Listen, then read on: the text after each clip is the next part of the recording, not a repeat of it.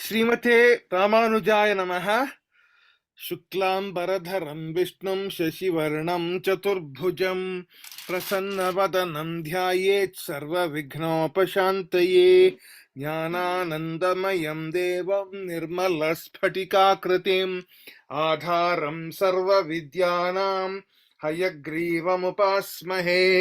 सरस्वती नमस्तुभ्यं वरदे कामरूपिणी विद्यारम्भं करिष्यामि सिद्धिर्भवतु मे सदा।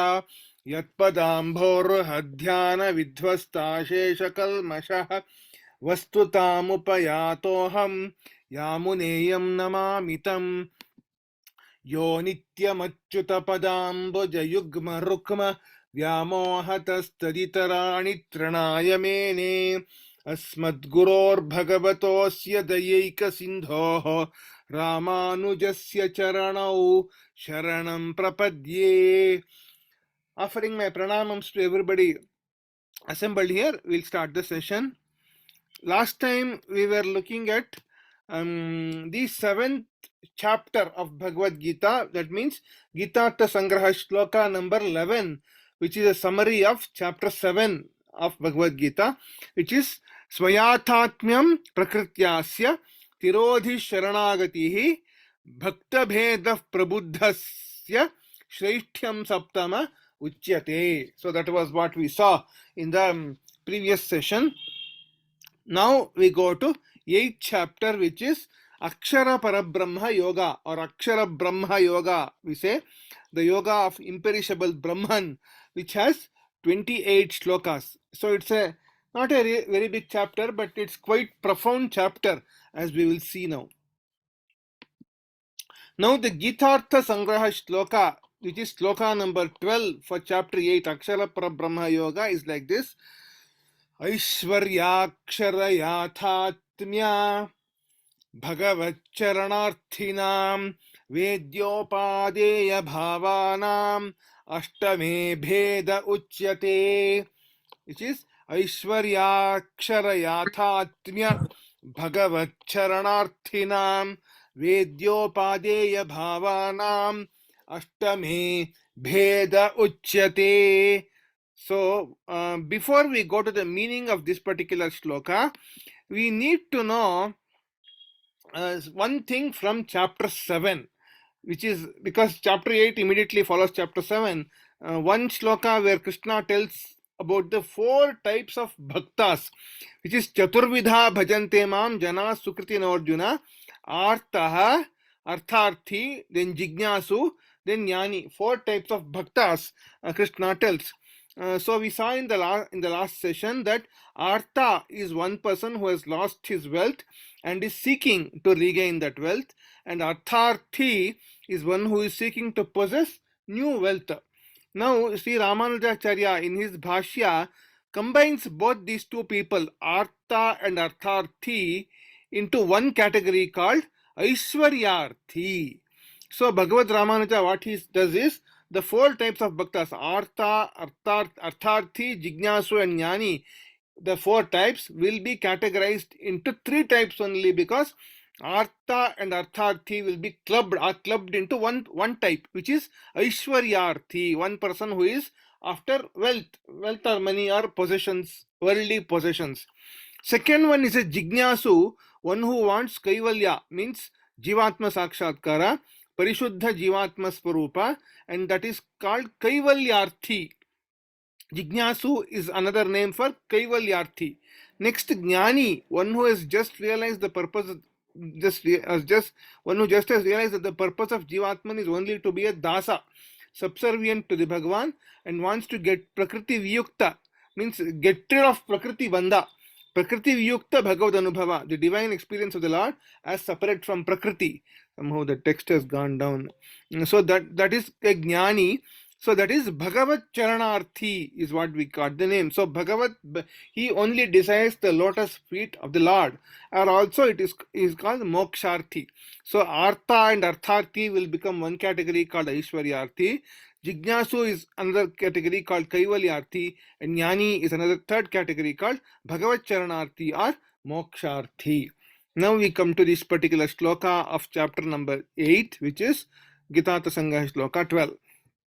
ऐश्वर्याक्षर याथात्म्य भगवत चरणार्थिनाम वेद्योपादेय भावानाम अष्टमे भेद उच्यते.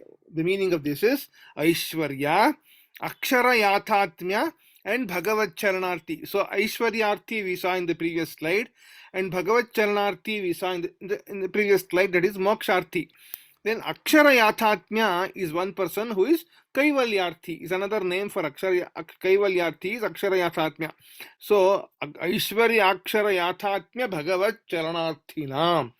For the three types of devotees, namely Aishwaryarthi, that is Artha Artharthi, who are desirous of material wealth, Kaivalyarthi, who is desirous of Jivatma Sakshatkara, and Jnani or Moksharthi, Bhagavad Charanarthi, who is desirous of only the lotus feet of Bhagavan. What are told? Vedya and Upadeya Bhavanam. Vedya means that which is to be Jnatavya. Jnatavya means what is to be understood. The principles to be understood, point number 1. Upadeya, the principles to be brought into practice. So Vedya means what is understood by the person.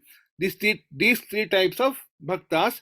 And Upadeya is what are to be practiced by these three types of bhaktas are told Ashtame Bheda.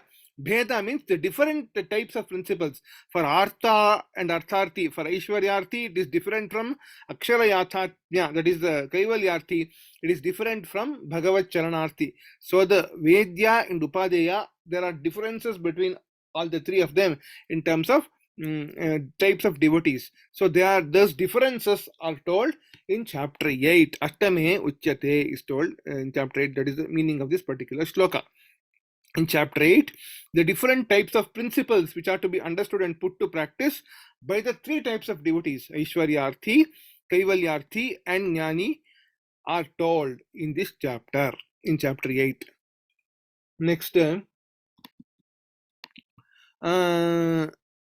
we so in the Swami Vedanta Deshikar does not have a very elaborate explanation in the Geetaartha Sangraha Raksha. He quotes from the Bhagavad Ramanuja Gita Bhashya. Idanim Ashtame Prastutan Jnatavya Upadeya Bhedan Vivinakti. What is the meaning of this is? In this 8th chapter are told and explained the differences between Vedya Jnatavya, what is to be known, and Upadeya, what is to be accepted in practice. These two are told for these three types of devotees, is what is the meaning of this particular shloka. Now, as I told you, I had shown you some time back that there is this book called Geetaartha Sangraha Kavacha in Kannada by Setlur Srinivas Rangachar, which Krishna Kashyap had procured, and I also got one copy. So there are some detailed explanations given in this particular book, which I'm going to tell you now. First, Vedya and Jnatavya. No, this book is not available in English, it's only in Kannada. Vedya Jnatavya means what is to be known. For Aishwaryarthi, what is to be known is that, in the beginning of the 8th chapter, Arjuna asks a set of questions to Krishna.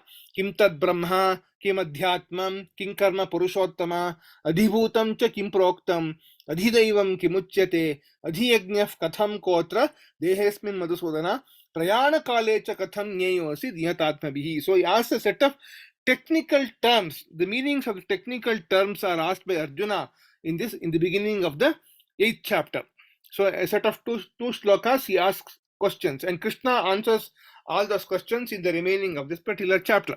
So first technical term, Adhibhuta, means Aishwaryarthi. For Aishwaryarthi, this is an important term. Adhibhuta is the name given to the 5 elements, which is Prithvi, Apas, Tejas, Vayu, and Akasha, and also to the Tanmatras, that is Gandha, Rasa, Rupa, Sparsha, Shabda. And all these are destructible or impermanent. They undergo change, they undergo modification, they are not permanent, they are destructible. That is Adhibhuta, point number 1. Then Adhidaiva, again Arjuna's question only. is the name given to that state where the bhoga or the enjoyment experienced by the person will be more than that of Indra, Brahma, and Rudra and others. So that is the meaning given to Adi Daiva for the Aishwaryarti. So when he attains final state, then his bhoga or enjoyership will be more than Indra, the Devatas. That's what is the meaning of Adi Daiva for Aishwaryarti. So Aishwaryarti, these two terms, Adibhuta and Adi Daiva. Next, for a Kaivalyarti. So Arjuna's first question is Kim Tad Brahma? That Brahman, what is that Brahman? Kim Tad Brahma in the context of 8th chapter is as defined by Bhagavad Ramanuja is like this. It is different from how Shankaracharya defines Kim Tad Brahma in his Bhashya, but here this is the definition. For Kaivalyarti, this is what is important. That which is called Tad Brahma is that Parishuddha Jivatma Swarupa. Means that Jivatma Swarupa which is separate, different and distinct from Prakriti Sambandha. So whatever, without the mixing of Prakriti, without the Achetana mixing, whatever is Parishuddha Jivatma Swarupa, that is what is told in Chandogya Upanishad as the Atta Gunas. So that kind of Jivatma Swarupa is called as Tad Brahma.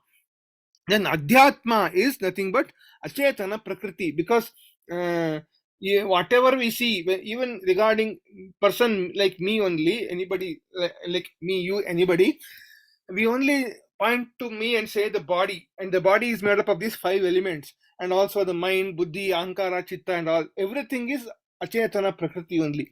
So Adhyatma, whatever we say, is Achetana Prakriti.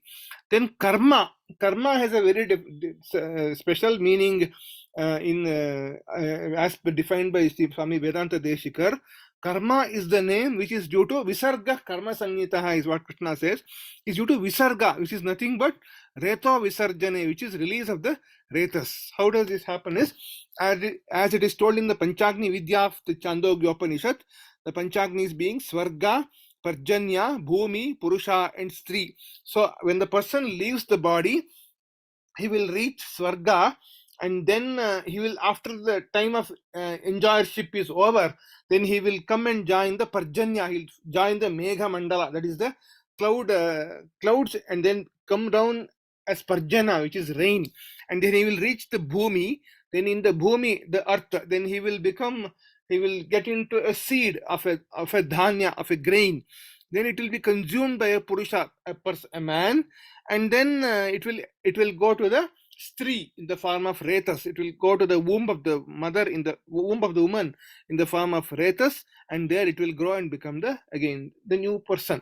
So that is what is Panchagni. So karma is nothing but the Reto Visarjana, which is the release of the Retas, is what is the definition of karma. Because from then only my karma starts, right? So that's why. Next, we saw the 3 things, which is we are seeing the third one, which is Bhagavad Charanarti for Moksharti. What are the Vedya and Nyatavya, what is to be known? That Adhi Yajna, Arjuna asked this question, Kim Tad Brahma, Kim Adhyatmam, Kim Karma Purushottama, Adhibhutam cha Kim Proktam, Adhidaivam Kim Uchyate, Adhi Yajna. Who is Adhi Yajna is the question. Adhi Yajna is none other than Bhagavan himself.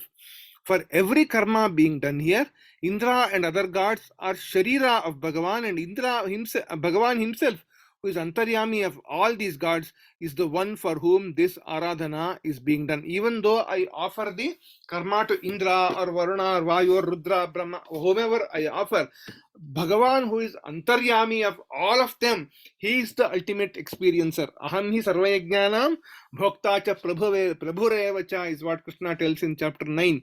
So Adhi Yajna is none other than Bhagavan himself. That is what Bhagavad Charanarti has to know.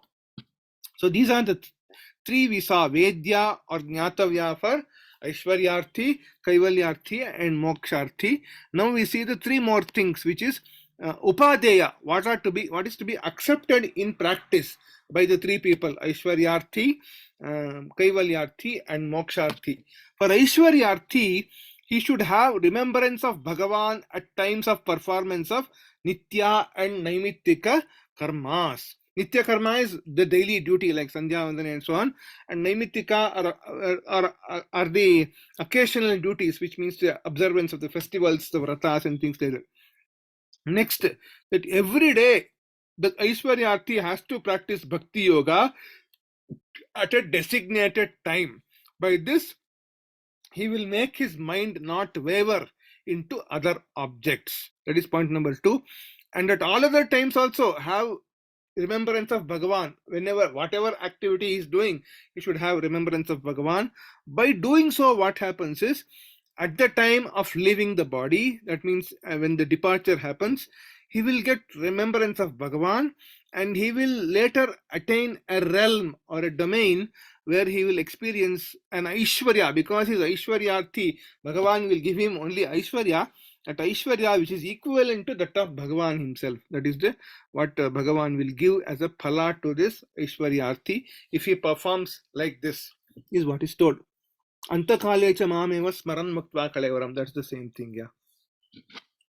Next, for a Kaivalyarthi, what is the Upadeya? What is to be practiced in practice, accepted in practice? For Kaivalyarthi, he should suppress the Indriyas. That means the Jnanendriyas and Karmendriyas from engaging in trivial worldly matters, trivial worldly objects or things, and focus them on Bhagavan residing in the Hridaya Kamala, in the lotus of the heart. That is point number 1. Then he should do Anusandhana on the Omkara, which is Pranava, Omityekaksharam Brahma, as what is told in this chapter and also told in the Kathopanishad also by Yamadharmaraya to Nachiketas. So the same Omkara Upasana he has to do, and should Bhruvor Madhye Pranamaveshya Bhruvor Madhye Pranamaveshya Samyak, should depart the body with the prana established in between the eyebrows. This is what is told. And if he departs like this, he will attain Atma Anubhava or Jivatma Anubhava, which is Kaivalya, similar to Bhagavan, which is not same as Bhagavan. Is not so. Jivatma Anubhava is not the same as Paramatma Anubhava. Jivatma Anubhava is much lesser than Paramatma Anubhava. So it is lesser than Bhagavad Anubhava itself. Because he wanted only Jivatma Anu Sakshatkara, he will get Jivatma Sakshatkara, which is similar to which is similar, not same, not similar, not identical, similar but many steps lesser than Bhagavad Anubhava. So that is the Kaivalyarthi. Next comes the Moksharthi or Bhagavad Charanarthi. What is to be accepted in practice for him, the Upadeya, is he always has to have his mind on Bhagavan and nothing else. So he will have the state where he cannot sustain his body even for a moment without Bhagavan in mind. So Bhagavad Ramanuja makes special emphasis on this. He will not sustain his body even for a moment without Bhagavan in remembrance.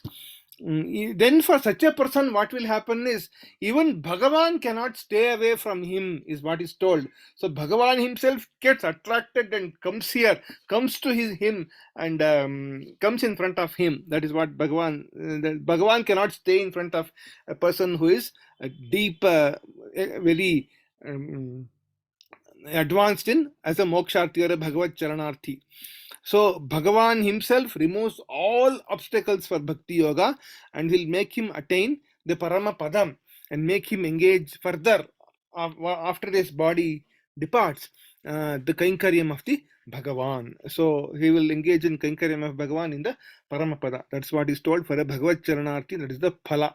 So this is the way he attains. He has to have his mind always on Bhagavan and no other thing. So cannot sustain his body even for a moment without Bhagavan in mind, and Bhagavan cannot stay away from him. So that is the 3 things. We saw the 3 things, the Upadeya and the Vedya Upadeya for the 3 things. Aishwarya Akshara Yathatmya Bhagavad Charanarthinam Vedya Upadeya Bhavanam Ashtame Bheda Uchyate. So these are the differences. This explanation of these differences is very unique to Ramanuja Bhashya. So we cannot find them in other bhashyas as explained, as told here. And Swami Vedanta Deshikar has also explained it in further detail in the Tatparya Chandrika book, which is a Vyakhyana to Ramanuja Bhashya.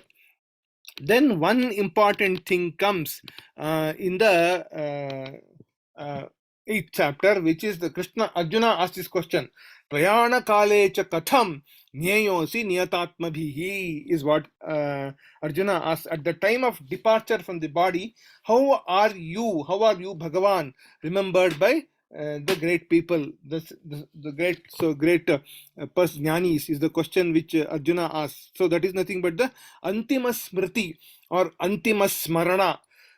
That's what Krishna tells in detail at the end, in some detail at the end of this chapter, where he tells about two paths, two types of paths, which the three kinds of people, Aishwaryarthi, Kaivalyarthi, and Moksharthi, all of them which they take.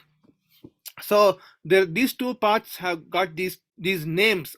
The first path is called Archiradi Marga or Devayanam or Shuklagatihi, which means bright path. So the path of light. When a person departs from this body, when a yogi departs from this body, he can go along the bright path, which is Archiradi Marga, Shuklagati, or Devayana.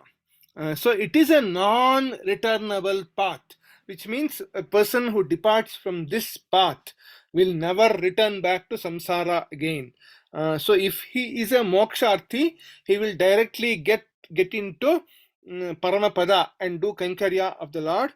If he is a Kaivalyarthi, what he will get is he will get a lesser loka compared to Paramapada, but he will not return back to samsara, is what is told in this Geetaartha Sangraha Kavacha, Setlur Srinivas Rangachar book, because whatever Srinivas Rangachar tells is also based on Swami Vedanta Deshikar has written another work called Geetaartha Sangraham in Tamil, which is a summary of each chapter. From there also, so this Kannada book has taken from there. Also, these notes are given. So those notes also I am referring to. That is the first path, Archiradi Marga, Devayana or Shuklagati, the non-returnable bright path. Second path is Dhumadi Marga, Pitriyanam or Krishna Gati, which is the dark path, which is a returnable path, which means, as I told you earlier in the Panchagni Vidya, as you have to go through Swarga, Parjanya, then Bhumi, then Purusha and Stri. That Marga, Dhumadi Marga. Dhuma means smoke. Smoke means it's a dark path. Pitriyanam. Krishna Gati means dark path. Krishna means dark color. Shukla means white. Archiradi means there's a Abhimani Devate called Archis who takes us to the next station. So there are, Krishna tells about these things. Agnir Jyotiraha Shukla Shanmasa Uttarayanam, he says. So, and then before that, Krishna tells about Yatra Kale tu Avrattim Chaiva Yogina. So the word Kala, Krishna mentions about time, but that Kala is not time, is what they interpret. They say it is a path, it's a Marga, because Krishna tells Naite Sriti Parthajanan. Sriti means Marga or a path. So it's sometimes it is wrongly said that persons who die in Uttarayana Kala, that is the 6 months starting from January 14th to July 13th, they will go in the Archiradi Marga, and persons dying in the Dakshinayana Kala will go in the Dhuma Marga. That is not correct, is what they say, because it Uttarayana only means Uttarayana Abhimani Devata, is what we have heard from people. So Dhumadi Marga is the dark path, the returnable path where they come back to this earth. Bhagavad Ramanuja in his Bhashya tells that we should always remember the Archiradi Marga. So in addition to Bhagavan, we should also remember that we should travel by Archiradi Marga. We should have the Sankalpa, that always have Sankalpa, let me be taken by the Archiradi Marga. Continuously we have to think about it, and then we will go and attain the Archiradi Marga, is what he says. Antima Smriti is very important, and there is a book by S.S. Raghavachar on Ramanujacharya on the Gita, which is an English book available. You can get it in Ramakrishna Mission centers in India. I don't know whether outside the country, I'm not sure, but it's available in Ramakrishna Mission centers in India. It costs less than about 100 rupees or so. So in that he says, our entire life is the preparation for the final moment of our life. So in the final moment, we should be well prepared to have Antima Smarana, or Antima final remembrance of the Lord at the time of leaving the body. So much importance is given to the time of leaving the body, and we have to. So somebody was telling, we make such huge arrangements. Suppose I want to travel from Bangalore to Mysore, I will book so many days in advance, get a ticket, pack up the luggage, and go. But and when I go from somewhere to say Delhi or even US, traveled abroad the country, then you have passport, visa, and so many other things. We prepare so many months in advance. But this is one journey which all of us have to undertake one particular day, and we have made no preparation at all for that journey. So that preparation has to be made is what Pitriyanam means. Dhumadi Marga, the dark path. Pitriyanam. So that is what was told. We have to make arrangements. We have to make arrangement for leaving this body. We should not get stuck up in this worldly stuff only at 24 hours a day. How much money I got, how much bangla wealth I have, and those kind of things. We should have prepared for the mind for the final stage, final time, final moment of our life, so that we get into Archiradi Marga, Devayana, Shukla Gati, and not get into this Krishna Gati and come back again. So that was the summary of chapter 8. Now we get back to the sloka. Aishwarya Akshara Yathatmya Bhagavat Charanarthinam Vedyopadeya Bhavanam Ashtame Bheda Uchyate. So now I have come to the end of time. So if there are any questions and if I know the answer, then I will answer. Otherwise, we can go to chanting. Again, this Durmanadi Margam is, even Karma Kandis go through that part only, no? Dhumadi Margam. Even Karma Kandis also they go in that part only, no? Collective. I'm not sure that at least 8th chapter does not mention that. At least from Ramanuja Bhashya, there are only 3 things: Vedya, Aishwarya. What is the objective of that karma is the question. Whether it is Aishwarya or Kaivalya or Bhagavat Charanarthi. If it is Bhagavat Charanarthi, the karma is made. If for moksha's sake some karma is made, then if he remembers at the time of Lord, and the karma done in this type of style, whatever I've told here, then it will take him to moksha. If it is done for Aishwarya, it will bring him back. If it is taken for Kaivalya, then it will go to a lesser loka than Paramapada, but it is also a non-returnable path only. It's also Archiradi Marga. If it is for only worldly benefit, just without any remembrance of the Lord, then it is not. Those two paths. These two paths will not take. So that's I have heard somebody saying that is called Kashtagati. There's a third path, which again nothing, no use of that path. So it's just a fully return, no Paramatma Smarana at all. So it's that is not the path mentioned here. That is the Kashtagati. That is the Archiradi and Dhumadi are the 2 paths which Krishna mentions. But that is for yogis. This is for bhaktas. But for non-bhakta, the Kashtagati only. There is no other path. Yeah. Hello. One more question? Yeah. Thank you for the opportunity. I just have one question. So wherever Krishna says in the Bhagavad Gita, like Aham Sarvasva Prabhava Pitaham Asya Jagata, so he's always stressing on himself. Then when we know that Krishna is the ultimate God, then why do we worship so many other gods? That again Krishna tells in the 7th chapter, no? I'll find out the sloka. Because because they give Kshipram, they give immediate fruit is what he says. My fruit will take Bhugunam Janmanam Ante. Whereas in 7th chapter, I think he tells that Mattah Paratanam Balam Balavatam. I'm not able to get that sloka, but he says somewhere he says, I think in 4th chapter, I was remembering. Why it is difficult to do karma yoga? That's chapter where he says again in that sloka. Where? In which sloka? In fourth chapter, I don't remember why people don't do karma yoga. That is what he tells in the fourth chapter. What he said is correct. According to Ramanuja Bhashya, Yes, according to Ramanuja Bhashya, why people don't do before. See here he says 12th shloka of chapter 4. Kangshantas karmanam siddhim yajanta iha devataha kshipram hi manushe loke siddhir bhavati karmaja is what he says. Correct, right? So that means the people worship the devatas because kshipram hi manushe loke siddhir bhavati. Siddhi comes very fast. That's why.